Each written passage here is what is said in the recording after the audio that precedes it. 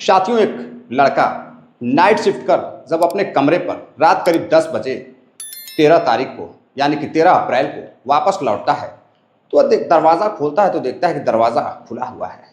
जब दरवाज़ा खोलकर अंदर जाता है तो वह देखता है कि बेड पर उसके दोस्त की बॉडी पड़ी हुई है। जब उसे देखता है तो बॉडी गर्म रहती है और वह परेशान हो जाता है कि आखिर इसके साथ क्या हुआ है। वह फ़ौरन ही आसपास के लोगों को बुलाता है और लोग उसे लेकर हॉस्पिटल जाते हैं। डॉक्टर उसे मृत घोषित कर देते हैं। अब फ़ौरन ही यह जानकारी पुलिस को दी जाती है। अब पुलिस आती है, जांच पड़ताल करती है और बॉडी को पोस्टमार्टम के लिए भेज देती है। और इधर जब पुलिस जांच पड़ताल करती है तो एक ऐसी खौफनाक हकीकत उस कत्ल की सामने आती है जिसको सुनकर सभी लोग शर्मसार रह जाते, पैरों तले जमीन खिसक जाती। आखिर ऐसा क्या हुआ, आइए जानते हैं। तो साथियों नमस्कार, प्रणाम। मैं आपका अपना विशु राय हाजिर हूँ जुल्म की दुनिया की एक और नई घटना के साथ। आप देख रहे हैं इंडिया क्राइम दस्तक। साथियों चैनल नया है, मैं भी आपके लिए शायद इस चैनल पर नया हूं, तो आप सभी साथी प्यार दे, सपोर्ट दे, चैनल को सब्सक्राइब करें, अपना वीडियो को लाइक करें, वीडियो को शेयर करें और कमेंट जरूर करें और वीडियो पर अपनी राय जरूर दें। आप ही की राय के बदौलत हम आगे बढ़ते हैं और हमारा चैनल चलता है। तो साथियों आते हैं आज की घटना पर। मैं बात कर रहा हूँ भारत की राष्ट्रीय राजधानी क्षेत्र दिल्ली की। दिल्ली में, दक्षिणी दिल्ली में एक लड़का जो कि रात को शिफ्ट खत्म कर काम करके घर लौटता है तो उसके कमरे पर उसके दोस्त की हत्या कर दी गई थी। अब पुलिस जांच पड़ताल करती है, बॉडी को पोस्टमार्टम के लिए भेज दिया जाता है। पहले पुलिस को लगता है कि यह आत्महत्या है, लेकिन जब पोस्टमार्टम रिपोर्ट आती है तो पता चलता है कि उस लड़के के शरीर में एल्कोहल था और उसके बाद उसकी गला दबाकर हत्या की गई है। अब पुलिस जांच पड़ताल करती है तो सबसे पहले सीसीटीवी फुटेज निकालती है जो आसपास लगी हुई थी। सीसीटीवी फुटेज में दिखाई देता है कि उसके कमरे पर 2 से 3 लड़के जाते हैं, जिसमें एक लड़का वीरेंद्र भी उसके कमरे पर जाता है। अब पुलिस वीरेंद्र की तलाश करती है। जब वीरेंद्र की तलाश करती है तो वीरेंद्र का कहीं कुछ अता पता नहीं था, उसका फ़ोन बंद आ रहा था।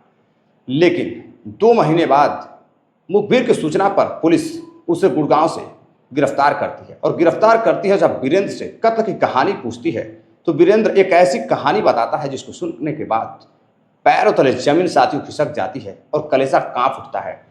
दरअसल आज से 2 साल पहले वीरेंद्र एक कैब कंपनी में काम करता था और जो हर्ष रहता है वह अभी अक्सर कैब बुकिंग कर इधर उधर आता जाता था।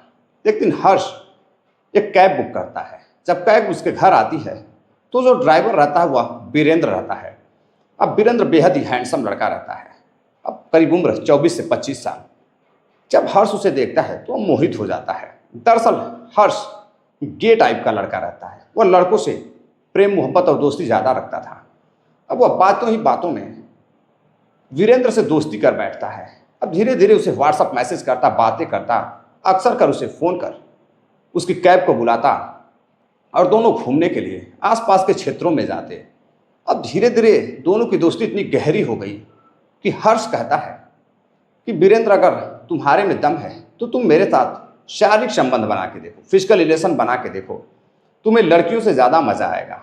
अब वीरेंद्र एक काम करता है, अब कैब से फटाफट उसके घर पहुंचता है और वह लालच में, हवस की लालच में हर्ष के घर जाकर हर्ष को लेता है और ले जाने के बाद अपने ही कैब में उसके साथ संबंध बनाता है। अब संबंधों का दौर शुरू हो जाता है। अब दोनों एक दूसरे से बेपनाह मोहब्बत करने लगते हैं और दोनों जब भी समय मिलता था एक दूसरे के साथ समय व्यतीत करते थे। धीरे धीरे बात आगे बढ़ती गई। एक दिन वीरेंद्र हर्ष के कमरे पर जाता है और हर्ष के कमरे पर जाकर रुकता है और हर्ष के कमरे पर हर्ष और उसकी माँ रहती थी। माँ अलग कमरे में सोती थी, हर्ष अलग कमरे में सोता था। हर्ष अपने दोस्त वीरेंद्र के साथ पूरी रात गुजारता है और फिजिकल रिलेशन बनाता है। अब कुछ दिनों बाद फिर हर्ष अपने दोस्त वीरेंद्र को लेकर आता है। अब कई बार आते जाते वीरेंद्र की दोस्ती उसकी माँ से भी नज़दीकियाँ बन चुकी थी और काफ़ी अच्छी दोस्ती हो चुकी थी। अब दोनों खुलकर माँ और हर्ष की माँ और उसके दोस्त बातें करते थे। अब हर्ष की जो आदतें थी उसकी माँ को पता चल चुकी थी। अब माँ को पूरी तरह से शक था, शक क्या यकीन हो चुका था कि हर्ष वीरेंद्र को बुलाकर कोई ना कोई गलत काम अपने साथ करवाता है और खुद भी करता है। अब वीरेंद्र से जो नज़दीकियाँ थी उसकी माँ की धीरे धीरे बढ़ती गई। अब उसकी माँ की भी चाहत वीरेंद्र के साथ जुड़ती गई। अब दोनों, जो हर्ष की माँ रहती है वह वीरेंद्र के साथ धीरे धीरे अब चैटिंग स्टार्ट करती है, फ़ोन कॉल पर बातें करना शुरू कर देती है। अब हैंडसम बॉडी को देखकर वीरेंद्र के उसकी माँ भी मोहित हो जाती है। अब एक रात वीरेंद्र हर्ष के घर जाता है और हर्ष के कमरे पर रुकता है। हर्ष के साथ वह रात भर रुकता है और सुबह वह कहता है कि मैं थोड़ी देर से नहा धोकर यहीं से मैं कैब लेकर जाऊंगा, आज मेरे घर पर कोई नहीं है। अब इधर जो लड़का वीरेंद्र रहता है वह राजस्थान का रहने वाला होता है, वह दिल्ली में नौकरी करता था कैब की एक कंपनी में। अब इधर सुबह होती है, सुबह होते ही जो लड़का हर्ष रहता है वह अपने पढ़ाई के लिए अपने एक कोचिंग संस्थान में चला जाता है और इधर वीरेंद्र कुछ देर बाद उसकी माँ के कमरे में जाता है, उसकी माँ के साथ फिजिकल रिलेशन बनाने लगता है। अब फिजिकल रिलेशन बनाने लगता है तभी जो गेट था वह खुला रहता है। अब इधर हर्ष का एक दोस्त आता है और गेट खोलकर जब अंदर जाता है तो देखता है पूरे दरवाजे खुले हुए हैं। 2 बार वो आवाज़ लगाता है, हर्ष हर्ष। जब हर्ष कहीं दिखाई नहीं देता है, कोई बाहर नहीं आता है, तब उसका दोस्त अंदर जाता है। जैसे ही अंदर जाता है और हर्ष के कमरे में जाता है तो देखता है कि हर्ष के कमरे में कोई नहीं है। अब उसकी माँ के कमरे में जाता है और जैसे ही दरवाज़ा खोलता है वह देखता है कि हर्ष का दोस्त वीरेंद्र उसकी माँ के साथ बिल्कुल अर्धनग्न अवस्था में, यानी कि आपत्तिजनक स्थिति में दोनों एक दूसरे के साथ थे। अब वहाँ से वह दरवाज़ा बंद करता है और वहाँ से निकल जाता है। अब उसकी माँ उस लड़के को बुलाकर मना करती है कि किसी से यह बात मत कहना। अब वीरेंद्र वहाँ से चला जाता है और जैसे ही उसका दोस्त वहाँ से जाता है और उधर उसकी मुलाकात होती है हर्ष से, वह सारी बात हर्ष को बताता है कि जब मैं तुम्हारे कमरे पर गया था तो तुम्हारी माँ, तुम्हारा जो दोस्त है वीरेंद्र जिसके साथ तुम हमेशा घूमते हो, वह कैब का ड्राइवर तुम्हारी माँ के साथ शारीरिक संबंध बनाता रहा था, बिल्कुल नग्न अवस्था में, आपत्तिजनक स्थिति में था। अब हर्ष जैसे ही यह बात सुनता है वह आग बबूला हो जाता है। सबसे पहले अपने दोस्त वीरेंद्र को फ़ोन करता है और झगड़ा करता है। अब दोनों फ़ोन पर झगड़ा करते हैं और झगड़े का स्तर इस कदर बढ़ जाता है कि दोनों की दोस्ती वहीं ख़त्म हो जाती है। इधर घर जाने के बाद अपनी माँ को भी डांटता है और बोलता है। अब उसकी माँ कभी अपने बेटे को क्लेम करती तो कभी बेटा माँ को क्लेम करता है। अब धीरे धीरे दोस्ती खत्म हो जाती है। लेकिन जो उसकी आदत थी हर्ष की, वह अपनी आदतों से बाज नहीं आ रहा था। अब उसे उसकी मोहब्बत तड़फाने लगती है, उसे अब फिर से वीरेंद्र की याद आने लगती है।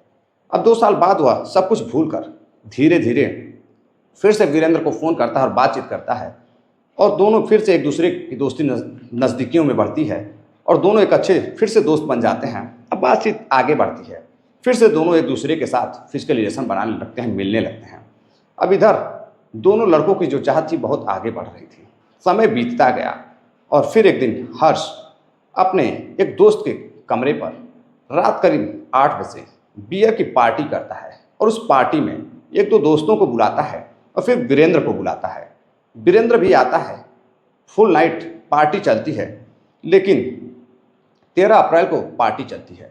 रात करीब 8 बज रहे थे और पार्टी शाम से ही शुरू थी और इधर वीरेंद्र और हर्ष अपने अपने दोस्तों से बातचीत कर रहे थे। तभी कोई बात होती है, वाद विवाद बढ़ता है तो हर्ष वीरेंद्र से कहता है, अपने दोस्तों से कहता है कि साथियों, जो मेरा दोस्त वीरेंद्र है ना, यह इसके अंदर मर्दानगी नाम की कोई चीज़ नहीं है। यह बहुत ही अजीब आदमी है, इसके अंदर कोई भी ताकत नहीं है। अब किसी बात को लेकर और मर्दानगी की बात को लेकर दोनों में कहासुनी होती है। अब कहासुनी इस स्तर की बढ़ जाती है कि जो वीरेंद्र होता है उसके दोस्तों को वहाँ से जाने के लिए कहता है। अब उसके दोस्त वहाँ से चले जाते हैं। फिर दोनों बैठकर आपस में कई मिनट तक झगड़ा करते हैं। अब झगड़े का स्तर इस कदर बढ़ जाता है कि जो वीरेंद्र रहता है वह मर्दानगी की बात को लेकर और उसकी माँ के साथ संबंधों को लेकर झगड़ा करता है और झगड़ा करते ही हर्ष उसके गले को पकड़ता है। तभी वीरेंद्र हर्ष से कहीं मजबूत रहता है, वह उसका गला दबा देता है और उसकी हत्या कर देता है। हत्या करने के बाद वह हर्ष को वहीं बेड पर लिटा देता है ताकि लोगों को आत्महत्या लगे और दारू की बोतलें आसपास रख देता है और चेहरे पर और आसपास दारू बिखेर देता है और दारू के नशे में खुद हर्ष भी रहता है। अब इधर दरवाज़ा धीरे से बंद करता है और बिना लॉक किए वहाँ से वह भाग जाता है। साथ में हर्ष का मोबाइल भी लेकर जाता है ताकि लोगों को आत्महत्या लगे और किसी को कोई राज भी पता ना चले। लेकिन वह अनजान था कानून के लंबे हाथों से। अब वह रोहिणी के एक इलाके में उसका फ़ोन फेंक देता है। अब पुलिस को जब इसकी खबर लगती है तो पुलिस अब उसका फ़ोन तलाश करती है तो रोहिणी के एक इलाके में उसका फ़ोन मिलता है। अब फ़ोन से उसका नंबर निकाला जाता है वीरेंद्र का। पुलिस पहले सीसीटीवी की मदद से फुटेज से पता चल चुका था पुलिस को कि अपराधी वीरेंद्र ही है। अब उसके दोस्तों से पूछताछ होती है जो बियर की पार्टी में आए थे, तो उन सब ने यह सारी बात बताई जो मैंने आपको बताई। अब पुलिस उनकी बातों के आधार पर वीरेंद्र की तलाश करती है। कभी वीरेंद्र इधर घूमता, कभी उधर घूमता, कभी दिल्ली घूमता, तो कभी नोएडा, तो कभी गाजियाबाद।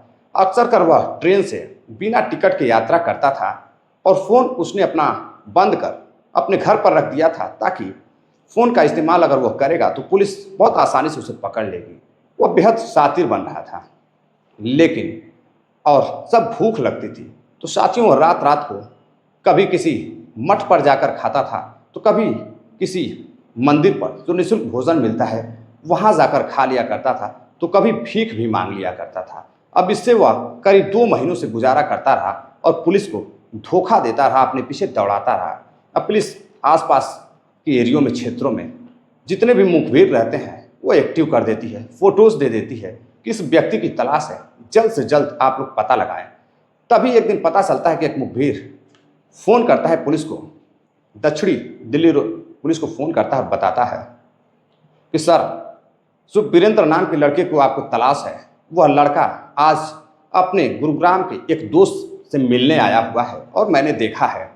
अब चारों तरफ यह बात फैल चुकी थी। तभी पुलिस फ़ौरन ही उस फ्लैट पर पहुंचती है जहां वो अपने दोस्त से मिलने गया था और पुलिस बिना देर किए वहां पहुंचती है और फ़ौरन ही वीरेंद्र को गिरफ्तार करती है। और जब वीरेंद्र को गिरफ्तार करती है तो वह कत्ल जो जुर्म रहता है, कत्ल जो उसने जुर्म किया था कत्ल करके, वह एक्सेप्ट करता है, गुनाह कबूल करता है और पुलिस उसे जेल भेज देती है। और साथियों यह थी एक गे दोस्तों की दर्दनाक कहानी। अब कहानी आपको कैसी लगी कमेंट कर ज़रूर बताइएगा। एक दोस्त बनते हैं और बाद में एक दोस्त उसकी माँ के साथ भी फिजिकल रिलेशन बनाता है और फिर उसी मर्दानगी को लेकर, जिस मर्दानगी के साथ उसका दोस्त उसके साथ रातें गुजारता था, उसी मर्दानगी को लेकर कत्ल हो जाता है। तो साथियों कहानी कैसी लगी कमेंट कर ज़रूर बताइएगा। अपनी राय दीजिएगा, कमेंट करिएगा, अपना प्यार दीजिएगा, वीडियो को लाइक करिएगा। अगर चैनल पर नए हैं तो चैनल को सब्सक्राइब भी करिएगा। कहानी में अगर कोई कमी है या मेरे लहजे में कोई कमी है तो आप उसे भी बताइएगा, मैं सुधारने की पूरी कोशिश करूँगा, क्योंकि आप हमारे दोस्त हैं, आप हमारे व्यूअर सब्सक्राइबर हैं। तो आप जो राय देंगे उसे हम ज़रूर मानेंगे और आप ही के लिए हम वीडियो बनाते हैं ताकि आप जागरूक रह सकें, सतर्क रह सकें, सावधान रह सकें। तो साथियों मिलते हैं एक और नई कहानी के साथ, तब तक के लिए इजाज़त दीजिए, अपना ख्याल रखिएगा। जय हिंद, नमस्कार।